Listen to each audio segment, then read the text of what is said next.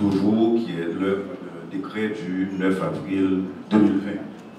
Alors, mais tout ceci n'aurait pas de sens s'il n'y avait pas un texte phare, qui est le texte sur la réforme des entreprises, c'est-à-dire les entreprises individuelles et la réforme du droit des sociétés.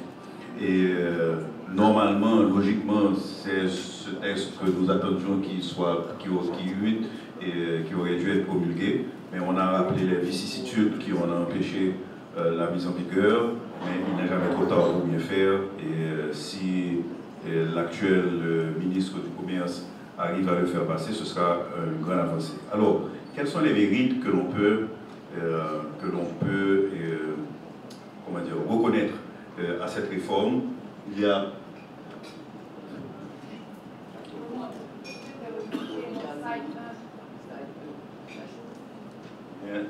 allez au slide 3.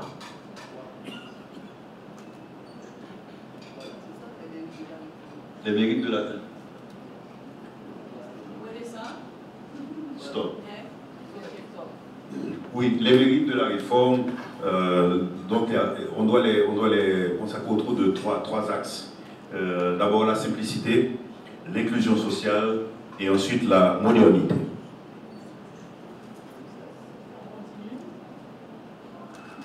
Au niveau de la simplicité, à partir de l'adoption de ce texte, le titre 3 du livre premier du Code de commerce sera l'unique référence pour la constitution et le fonctionnement d'une entreprise commerciale. On a dit tout à l'heure, par exemple, rien que pour les sociétés, on a 4 ou 5 textes qui datent du Code de commerce de 1835, du 1960, 1969, 1978, 1995, et même les praticiens doivent jongler entre ces textes. Tandis qu'à partir de l'adoption de ce texte, on n'aura qu'un seul document à consulter, le titre 3 du livre premier du Code de commerce. Donc on aura qu'à aller. Donc les praticiens et surtout les premiers utilisateurs du texte, que seront les gens d'affaires, et qui ne sont pas nécessairement des juristes, ils n'auront pas à jongler entre différents textes introuvables, ils n'auront qu'à ouvrir un seul livre et trouveront toutes les dispositions qui intéressent leur activité, quel que soit le type d'entreprise qu'ils ont décidé. Ensuite, nous avons la procédure de constitution à laquelle il a été fait allusion tout à l'heure. La procédure de constitution, elle, a été considérablement raccourcie. Nous verrons les détails tout à l'heure. Mais en principe, quel que soit le type d'entreprise, qu'il s'agisse d'une entreprise individuelle ou d'une société anonyme ou d'une société à responsabilité limitée, une semaine devrait suffire pour constituer une entreprise, alors qu'aujourd'hui, cela peut s'étendre sur des mois, et même 6 mois, et même un semestre. Un acte sous seing privé suffit pour constater les statuts. Il ne sera pas nécessaire, quel que soit le type de société, d'avoir un acte notarié. Il suffira que cet acte soit enregistré au registre du commerce, et cet enregistrement au registre du commerce et sa publication qui permet d'obtenir automatiquement la personnalité morale. Donc on fait sauter pas mal d'étapes qui étaient des freins jusqu'à présent. Donc il y aura la publication des statuts au moniteur n'est plus nécessaire. L'autorisation du ministère du Commerce n'est plus nécessaire pour autoriser une société anonyme, sauf pour celles qui font appel à l'épargne publique ou les autres sociétés particulières comme les sociétés de banque ou d'assurance dont le régime n'a pas été modifié. Et troisièmement, le texte est rédigé dans un langage clair et précis, parfois abondant, mais qui permet de couvrir toutes les hypothèses et toutes les étapes de la vie de l'entreprise. Le deuxième axe qui milite en faveur de cette réforme et qui en fait un des mérites est l'inclusion sociale. Parce que nous vivons dans un pays où les statistiques et les recherches qui ont été faites par le ministère du Commerce et d'autres organismes montrent que l'immense majorité des entreprises sont des entreprises individuelles. c'est la coiffeuse, c'est le chauffeur de taxi, c'est le boulanger, c'est le vendeur c'est le mécanicien et le mécanicien. Donc, ce sont des entreprises individuelles. Or, ces entreprises individuelles, elles pâtissent de principes traditionnels. C'est le principe de l'unicité du patrimoine. C'est-à-dire qu'il n'y a pas de distinction entre le patrimoine de l'entreprise et le patrimoine personnel de l'entrepreneur. Donc, avec la création de l'entreprise individuelle à responsabilité limitée, on fait un énorme pas pour inclure cette masse d'entrepreneurs dans la vie formelle, pour inclure cette masse d'entrepreneurs dans la vie formelle, dans la vie des affaires et dans leur reconnaissance en tant que je dirais, épine dorsale de l'économie, puisque près de 80% des entreprises aujourd'hui sont des entreprises individuelles et dont plus de la moitié d'ailleurs sont la propriété de femmes. Et donc le patrimoine d'affectation libère l'initiative de l'entrepreneur parce qu'il sait que la prise de risque ne met pas en danger son patrimoine personnel ou le patrimoine de son conjoint s'il est marié sous le régime de la communauté. Donc, donc cette inclusion remplit une vocation, je dirais, sociale et une vocation de justice sociale de personnes qui ont été trop longtemps ignorées. Et il en est de même, toujours dans le contexte de l'inclusion sociale, de la création de la société à responsabilité limitée, puisque force est de reconnaître que l'immense majorité des sociétés anonymes que nous connaissons aujourd'hui sont en fait de petites sociétés familiales. C'est-à-dire trois frères, 5 cousins et qui se mettent ensemble, mais ce n'est pas vraiment une société anonyme. Elle n'a anonyme que de nom, puisque d'ailleurs, souvent les actions sont nominatives, la cession d'actions est soumise à des procédures d'agrément, donc c'est une fausse société anonyme et les actions ne circulent pas vraiment comme des titres négociables. Donc, il fallait adapter notre régime juridique par l'adoption de la société à responsabilité limitée, qui est aussi, comme l'a rappelé M. Salès, l'une des formes sociétales les plus recourues. Nous avons la LLC aux États-Unis, les SARL chez nos voisins ou en Europe. Et donc, mais l'avantage de la SARL, c'est qu'elle limite la responsabilité des associés au montant et à proportion de leurs apports. Elle a, dans notre contexte haïtien, elle présente un autre mérite. Il a le mérite de contourner le droit successoral. Parce que notre droit successoral, hérité du Code civil, enfin inclus jusqu'à présent dans le Code civil, fait que la propriété est divisée en vertu du principe de l'égalité successorale entre tous les héritiers. Au bout de trois générations, nous avons 50 propriétaires pour lesquels toute décision doit être prise à l'unanimité.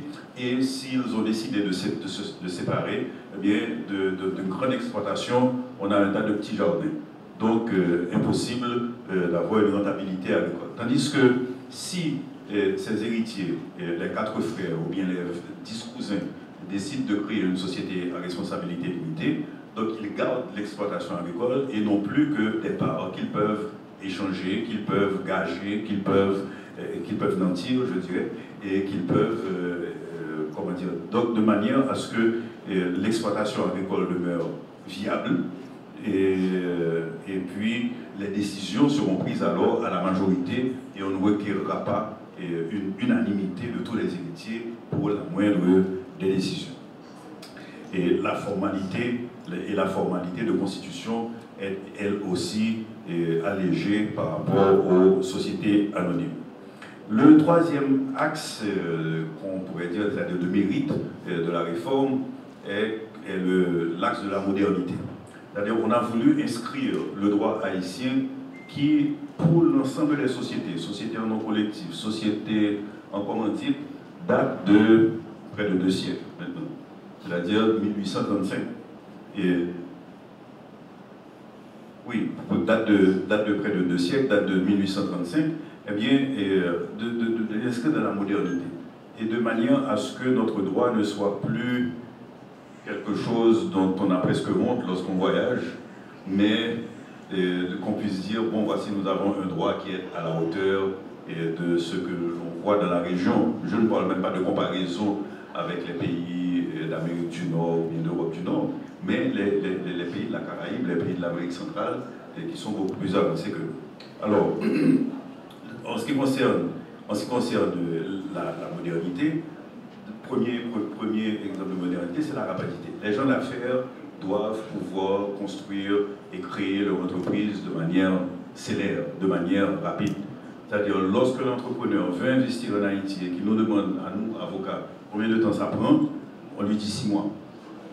Et il ne comprend pas. Or, alors que en République dominicaine, 1 semaine. Il va en Floride, 1 semaine. Et 2 jours même. C'est-à-dire, l'avocat lui-même de son bureau peut monter sur le site du ministère et inscrire la société, créer la société. Donc, il nous fallait rattraper le temps perdu. Or, l'avantage de n'avoir, si je peux dire, c'est un paradoxe, de n'avoir pas été trop précis, c'est que nous pouvons utiliser les technologies de l'information et de la communication pour rattraper ce retard. Et donc, l'utilisation des TIC pour la création d'une entreprise, pour l'inscription de l'entreprise au registre du commerce qui lui-même devrait être en ligne, et de même que toutes les modifications de la vie de la société au registre du commerce. Modernité aussi, parce que le droit en vigueur ne connaît pas le droit des actionnaires minoritaires, ne connaît pas le droit à l'information des actionnaires. Et tandis que dans le nouveau texte, ceci est consacré et les statuts ne peuvent y déroger. La moralisation de l'action des administrateurs est également un gage de la confiance des investisseurs.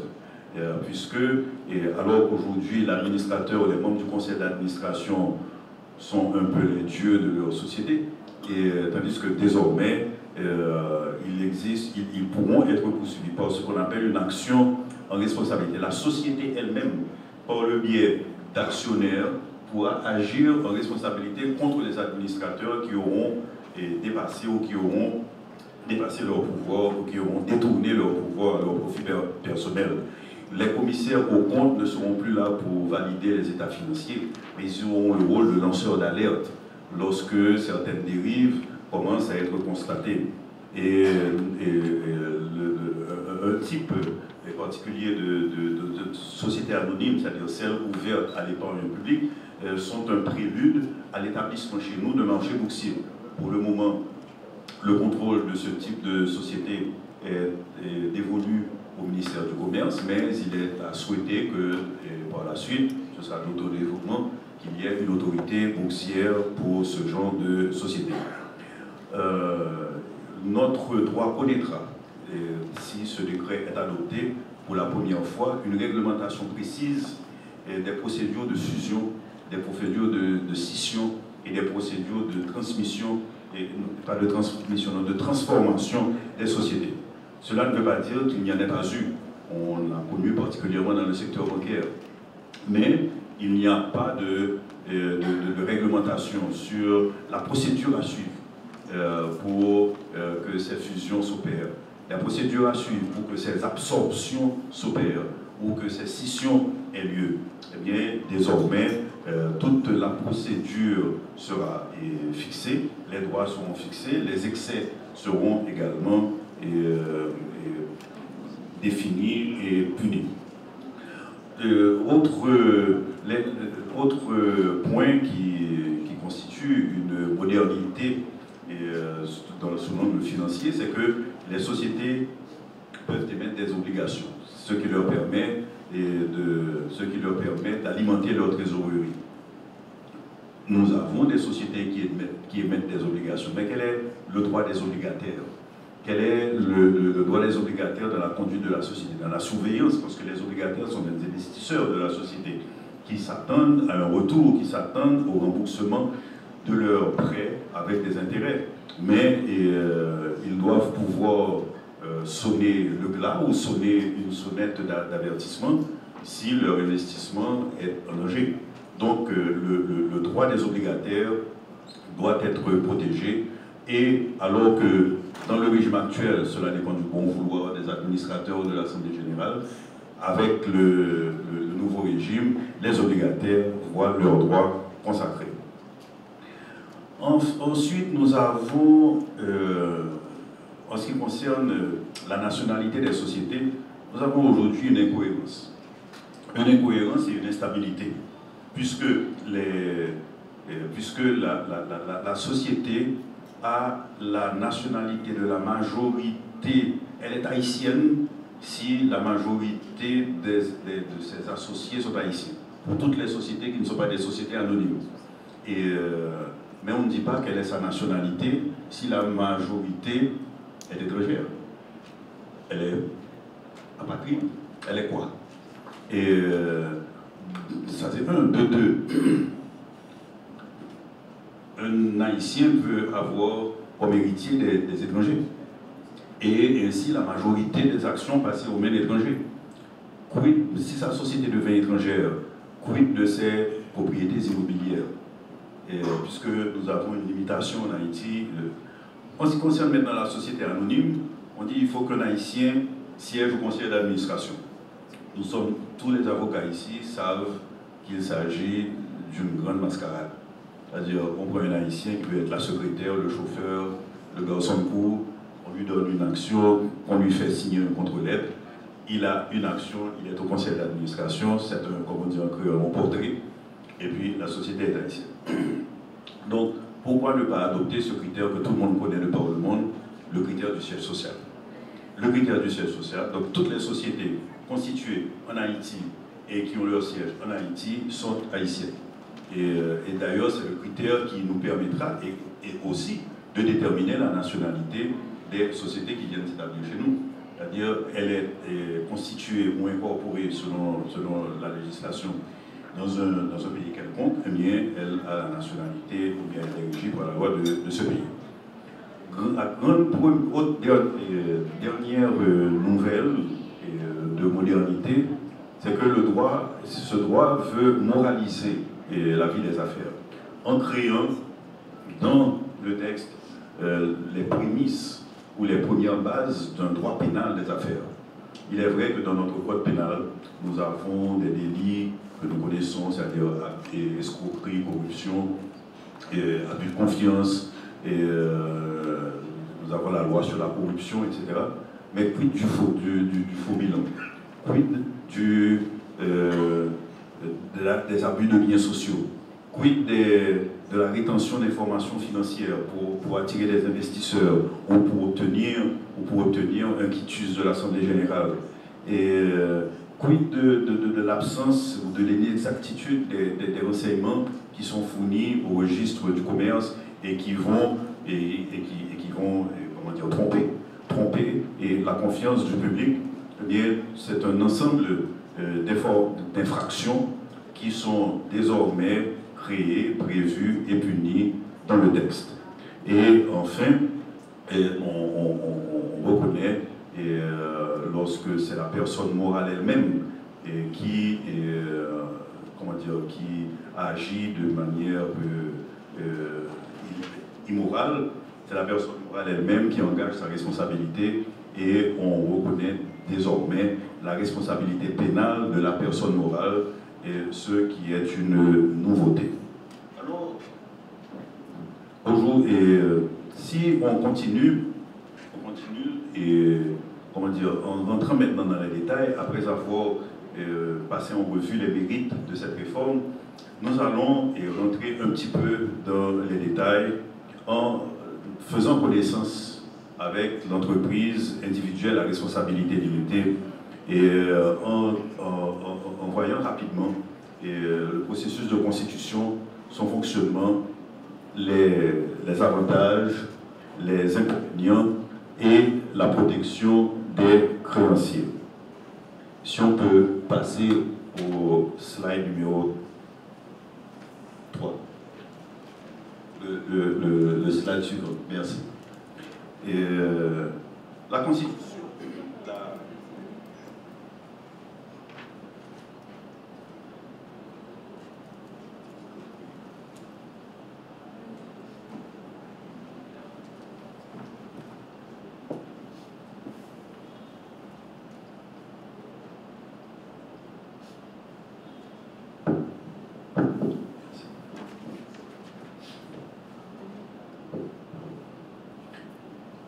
L'entreprise individuelle à responsabilité limitée, le IRL, est créée par une personne physique.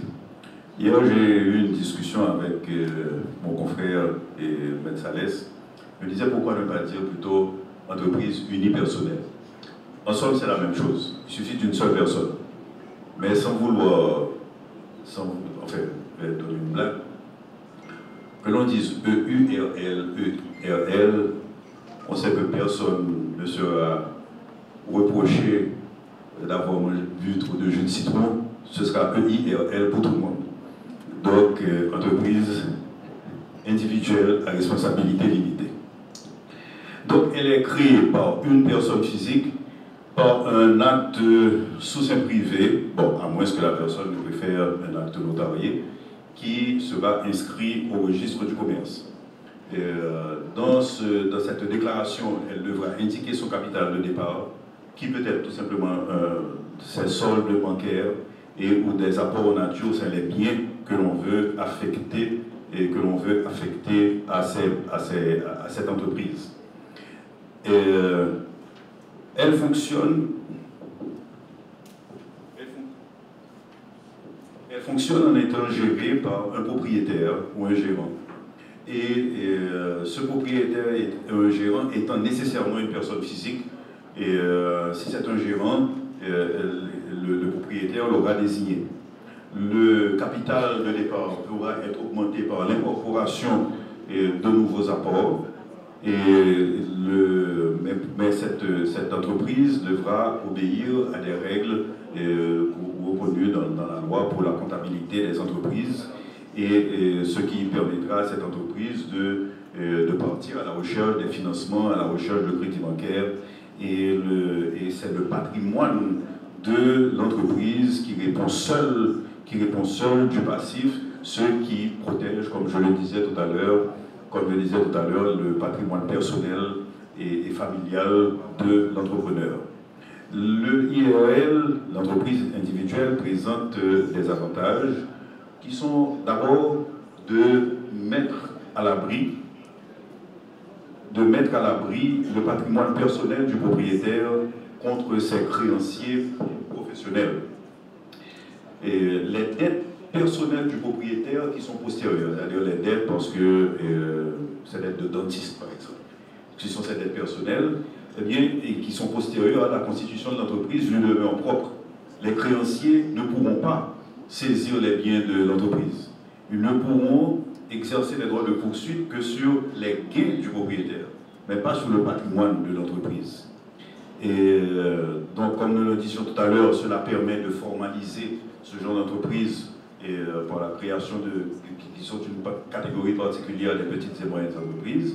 Cela leur permet d'accéder au crédit, parce que désormais, elles sont identifiées, elles ont un numéro de registre de commerce, elles ont une patente, et cela permettra aux institutions bancaires d'apprécier leur solvabilité, et après leur décès, ces entreprises pourront être transformées en un autre type de société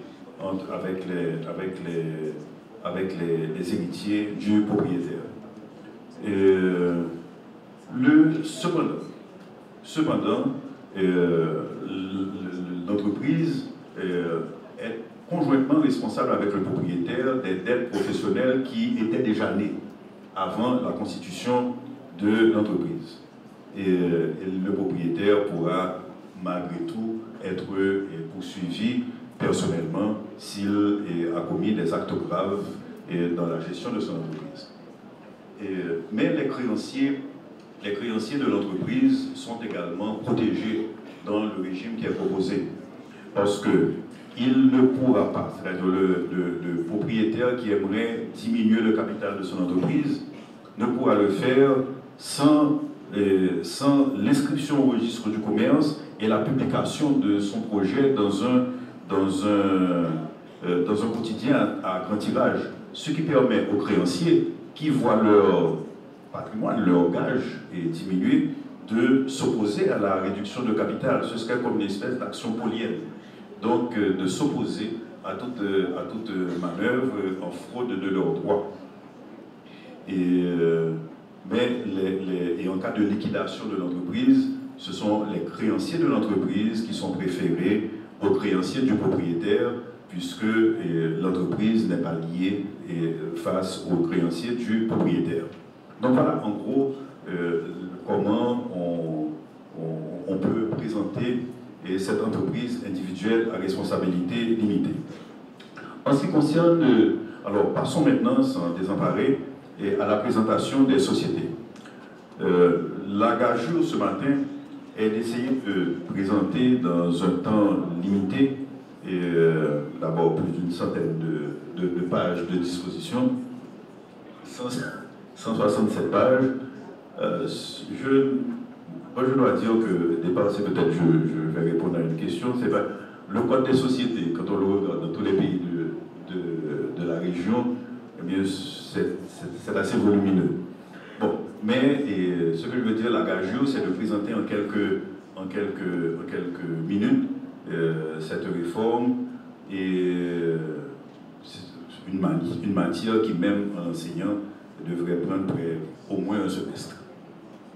Donc, alors ce que le meilleur moyen de le faire est de... Oui, bien sûr. Le meilleur moyen de le faire est de présenter un tableau qui nous présente un tableau où on aura d'une part le régime actuel sur certains concepts et ce qui est proposé, de manière à ce que les progrès et les modifications soient rapidement visibles. Donc commençons avec la société en nom collectif. Bon là, il n'y a pas de... Montez pour que l'assistance puisse voir. Non, montez.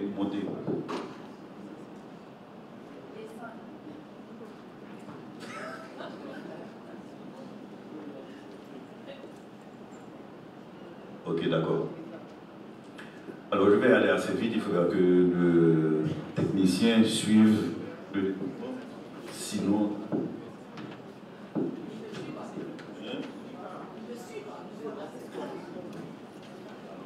Non, on doit venir. Ok, stop. Oui, alors je disais que pour la société en nom collectif, voilà. Alors, le nombre de personnes, cela n'a pas changé, c'est toujours 3 personnes. Et il en est de même pour l'acte constitutif, qui peut être un acte sous sein privé ou un acte authentique. Mais en ce qui concerne la nationalité, bon, j'ai dit ce qu'il fallait tout à l'heure, c'est que alors que la nationalité dans le régime actuel dépend de la majorité des associés, et désormais elle sera tout simplement, on obéira aux critères, on appliquera le critère du siège social. Et en ce qui concerne maintenant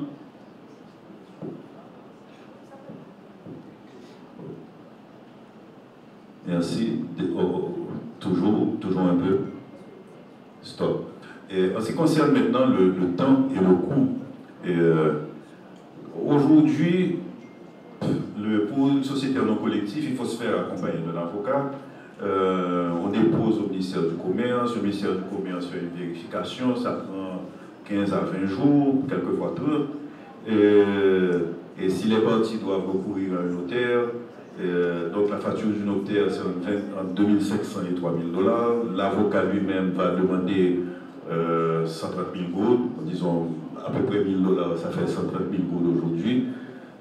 Donc voici pour une petite société, 3 personnes, on vient à peine de commencer, on vient d'être diplômé et il faut trouver 200 000 gouttes pour faire la société. Alors que, au minimum, alors qu'on vient d'être diplômé, on veut faire ensemble une société entre jeunes. Tandis que, en utilisant ce que permettent aujourd'hui la loi du 17 mars 2017 sur la signature électronique, le décret du 6 janvier 2016 sur l'administration électronique et la loi de 2018 sur le registre du commerce, qui traite de l'informatisation du registre du commerce, l'on pourra créer cette société en nom collectif en quelques heures, sinon quelques jours. Et donc, on dépose au ministère du Commerce, on inscrit de son bureau étant au registre du commerce, et cela prendra donc quelques jours, une semaine tout au plus, si l'on va physiquement déposer les statuts au ministère du Commerce. Donc, voilà, en ce qui concerne le fonctionnement, le Code de commerce qui date de 1835 ne dit rien concernant le fonctionnement de la société en nom collectif, tandis que là, il est clairement dit qu'il y aura des parts sociales. Les droits des associés ne sont pas prévus dans le régime actuel, tandis que le régime qui est proposé reconnaît le droit aux associés de poser des questions par écrit aux gérants et d'agir en justice contre les gérants, ou même de demander une dissolution si jamais les gérants ne respectent pas. En ce qui concerne la prise de décision, le code de commerce est extrêmement, enfin, ne dit rien, lacunaire, muet sur la question.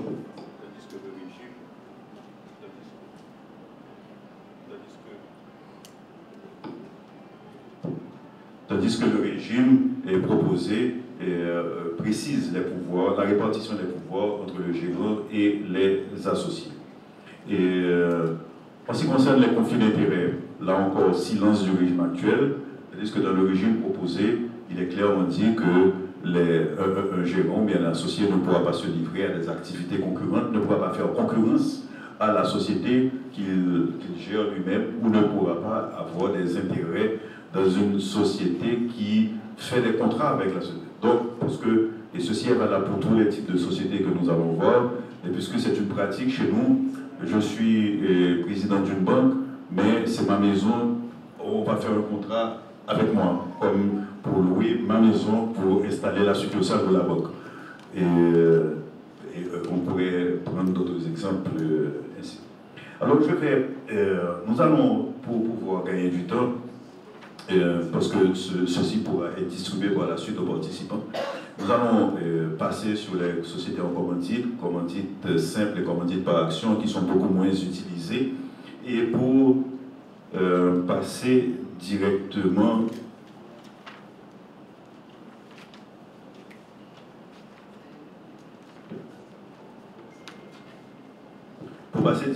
à la société à responsabilité limitée.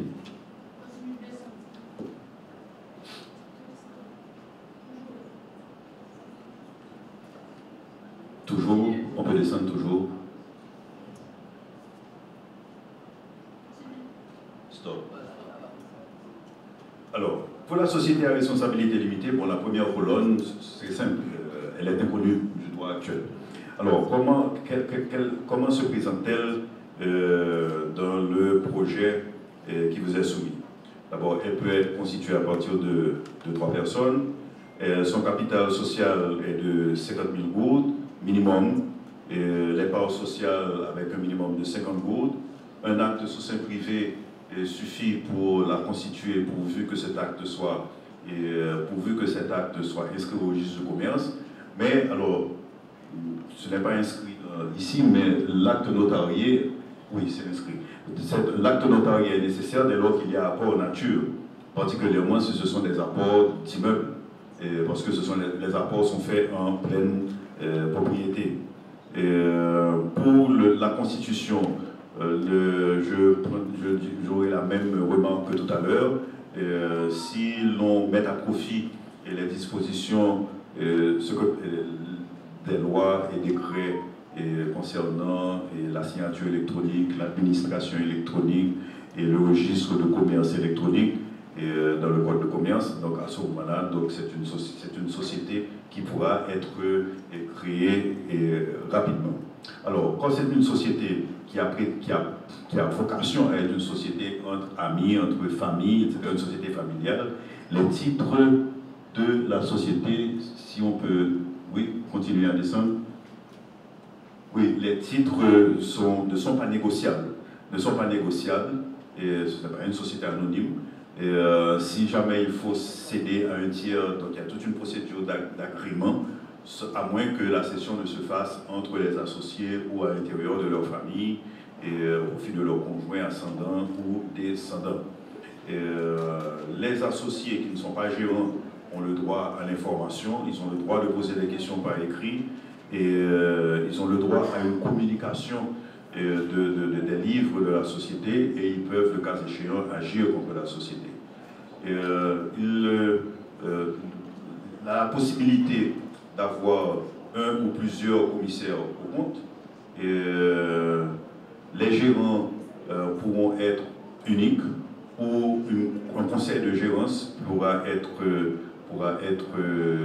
créé, et les associés, s'ils ne sont pas habiles dans les affaires de la société, surtout s'ils sont hérités de leurs parents, ils pourront nommer un gérant qui n'est pas nécessairement un associé. Mais pour éviter les conflits d'intérêts et les abus de biens sociaux, le gérant ne peut emprunter de la société ni se faire cautionner par la société pour des valeurs excédant 15% du patrimoine de la société.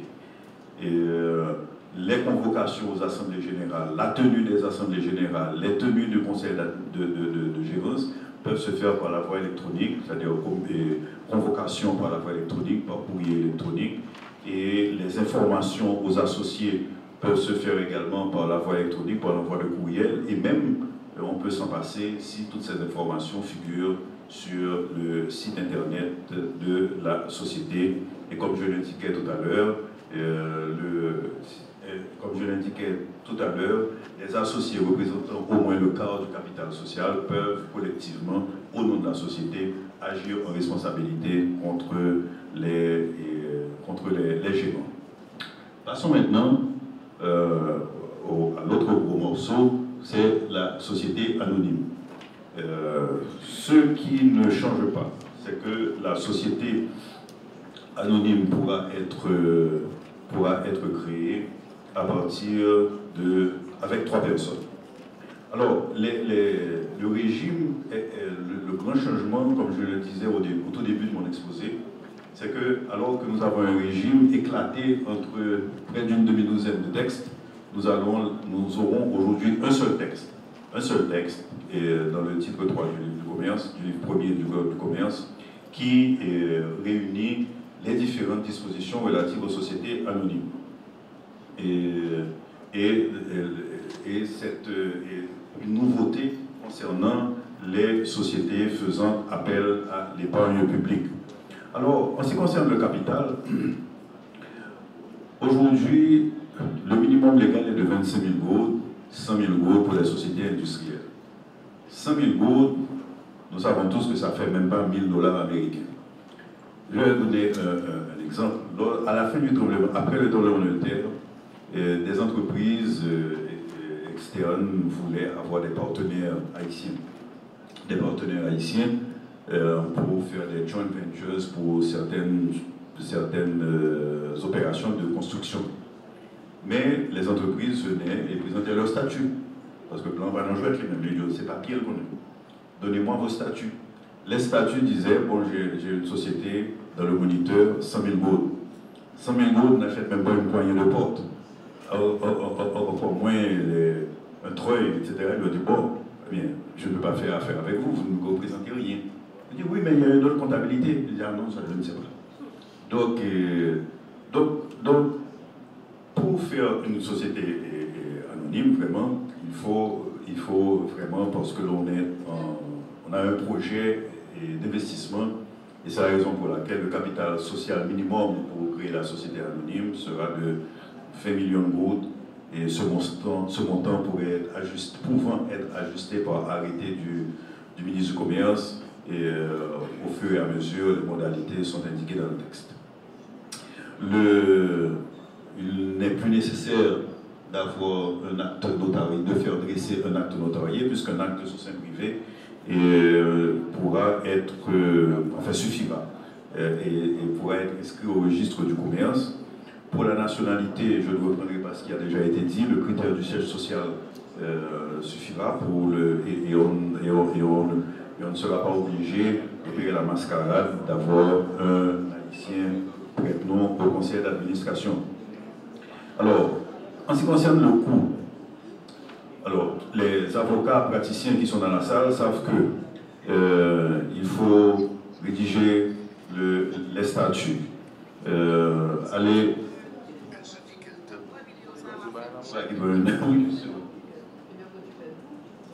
Exactement. Donc, l'enregistrement, il y a des expéditions remises au notaire, à l'avocat par le notaire. Ça prend 2-3 semaines. Vérification au ministère du Commerce. 1 mois, 45 jours. Je sais que M. Charles n'est pas d'accord, mais bon. Publication au journal Le Moniteur. Actuellement, 6 mois. Ça dépend. Mais ça dépend.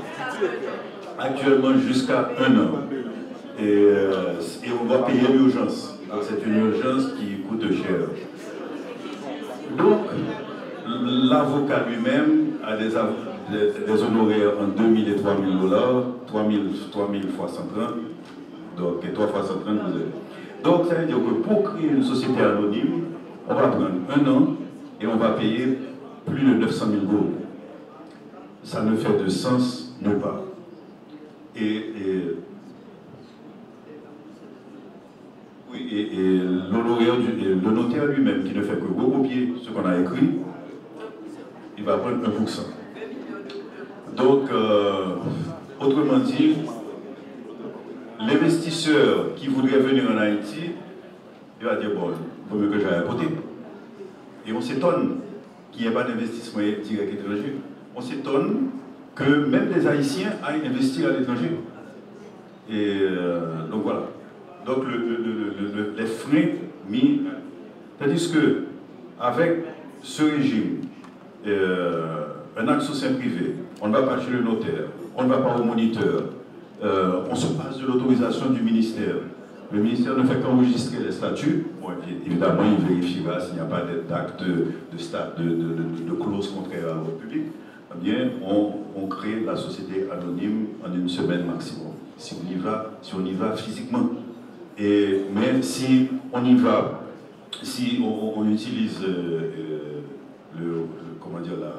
les moyens électroniques, par exemple que les cabinets d'avocats aient un identifiant qui leur permette de monter sur le site du ministère et d'inscrire les sociétés, qu'un entrepreneur, je sais que le directeur aime ça, c'est-à-dire qu'un entrepreneur de pêcherie dans ce déno, n'est-ce pas, qu'il n'est pas obligé de rentrer à Port-au-Prince, parce que s'il rentre à Port-au-Prince, il faut les poissons lui en ce déno.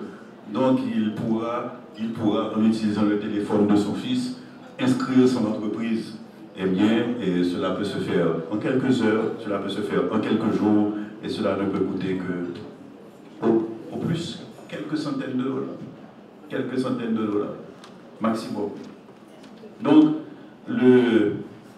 l'avis de constitution, tout simplement, après l'inscription au registre du commerce, l'avis de constitution qui paraît dans un quotidien en tirage, donc ce n'est pas la peine d'attendre le moniteur, s'il en existe. Donc, à ce moment-là, c'est à partir de ce moment-là que la société acquiert la personnalité morale. Est-ce qu'avec le régime actuel, il faut attendre la publication moniteur? Bon, on a essayé de faire un maquillage.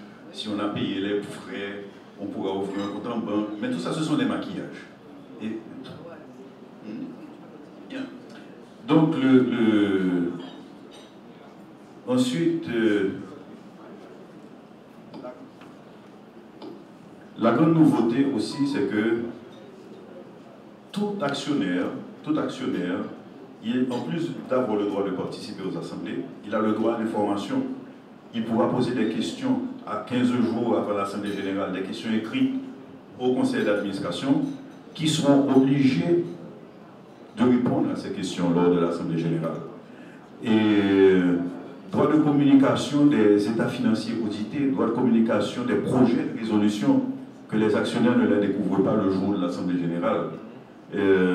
Droit de savoir le montant des rémunérations des membres du conseil d'administration et comme pour les autres sociétés, la possibilité pour un nombre d'actionnaires représentant un pourcentage assez important du capital social, c'est-à-dire un quart, et d'agir en responsabilité contre les organes sociaux. Alors certains vont dire, mais je prends l'exemple du football et de la déconfiture financière, par exemple, d'un club comme Barcelone. Mais tout le monde sait que Barcelone a agi en justice contre son ancien président, parce qu'il y avait eu des malversations.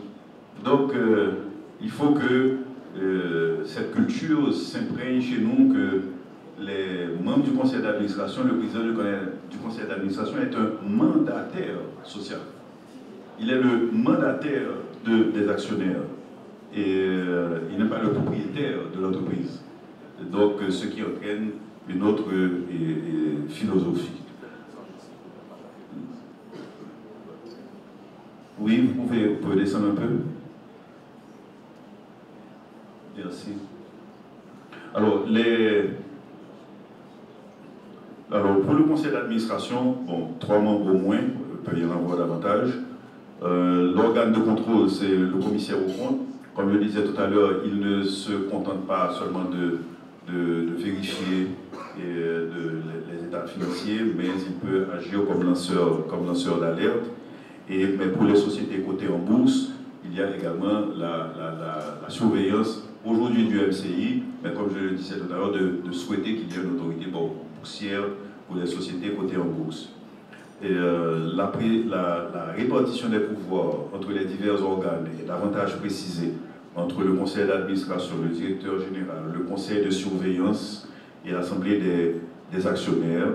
Et pour la prise de décision, il n'est pas parfois nécessaire que tout le monde soit présent. Mais une consultation écrite aura la même valeur, comme cela se fait dans tous les autres pays.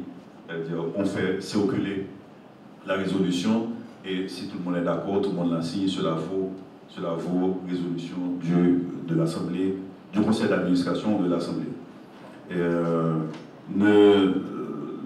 Alors que dans le régime actuel, il y a une seule disposition qui dit que la société ne peut pas faire de contrat avec un administrateur sans autorisation du conseil d'administration. Mais là, cette clause de non-concurrence est générale à tous les types de sociétés, comme nous l'avons vu.